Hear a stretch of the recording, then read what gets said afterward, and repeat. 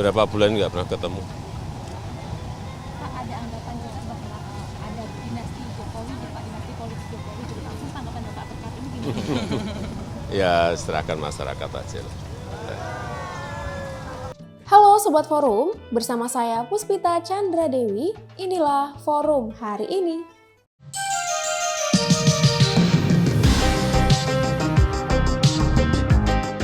Sebelum kita masuk ke beritanya, jangan lupa like, subscribe, komen, dan nyalakan loncengnya. Sekarang, yuk kita ke beritanya. Berita pertama, Polda Metro Jaya memastikan akan terus mengusut kasus dugaan pemerasan oleh pimpinan KPK terhadap mantan Menteri Pertanian Syahrul Yassin Limpo meski Syahrul telah ditangkap oleh KPK.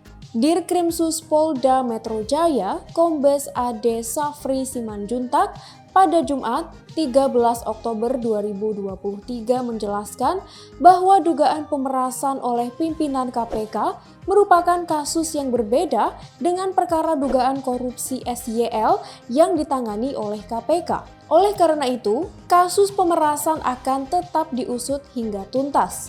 AD memastikan penyidikan kasus dugaan pemerasan oleh pimpinan KPK terhadap SYL akan diusut secara profesional, transparan, dan akuntabel.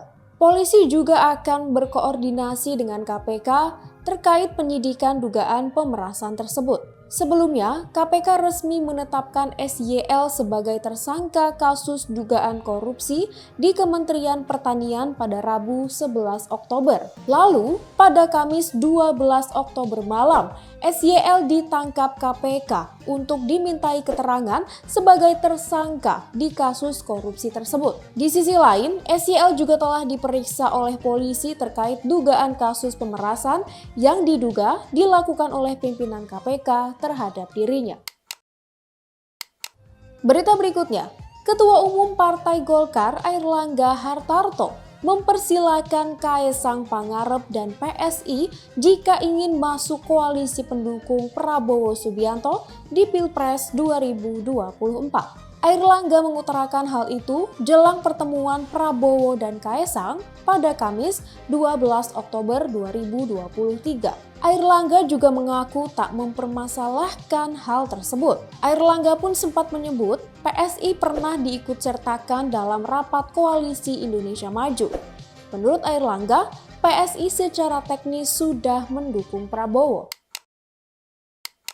Berita berikutnya, Putri Presiden keempat Republik Indonesia, Abdur Rahman Wahid atau Gus Dur, Yeni Wahid, merasa tak keberatan bergabung dalam tim pemenangan Capres-Cawapres di Pilpres 2024. Namun, ia membeberkan persyaratannya. Yeni mengaku tak keberatan, asal tak diisukan menjadi bagian dari tim pemenangan Ketua Umum PKB sekaligus calon Wakil Presiden Muhaimin Iskandar atau Caimin.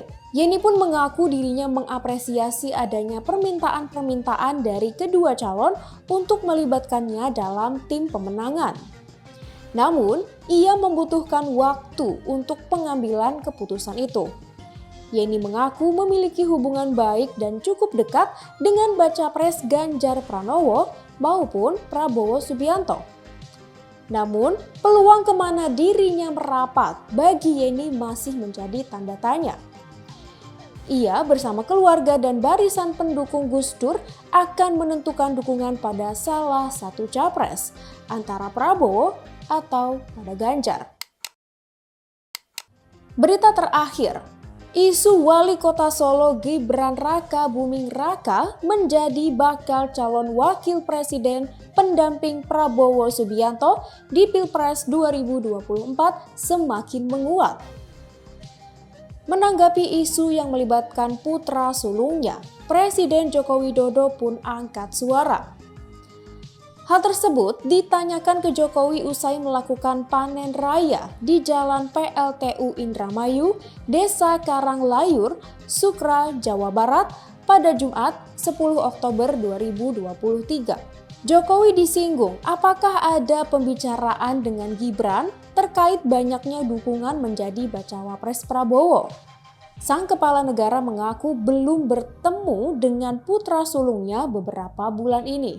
Ia tiba-tiba juga disinggung soal anggapan dinasti politik jika Gibran memang menjadi cawapres Prabowo. Menanggapi hal tersebut, Jokowi pun menyerahkan hal itu kepada masyarakat. Diketahui, nama Gibran digadang-gadang menjadi bacawa pres Prabowo. Pengurus Gerindra di sejumlah daerah hingga sejumlah organisasi relawan bahkan sudah mengusulkan duet Prabowo-Gibran untuk Pilpres 2024. Namun, usia Gibran belum mencukupi persyaratan batas minimal usia capres-cawapres jika mengikuti aturan yang ada saat ini. Batas usia capres-cawapres saat ini yakni minimal 40 tahun. Aturan batas usia tersebut tengah digugat di Mahkamah Konstitusi. MK akan memutuskan gugatan tersebut pada Senin 16 Oktober mendatang.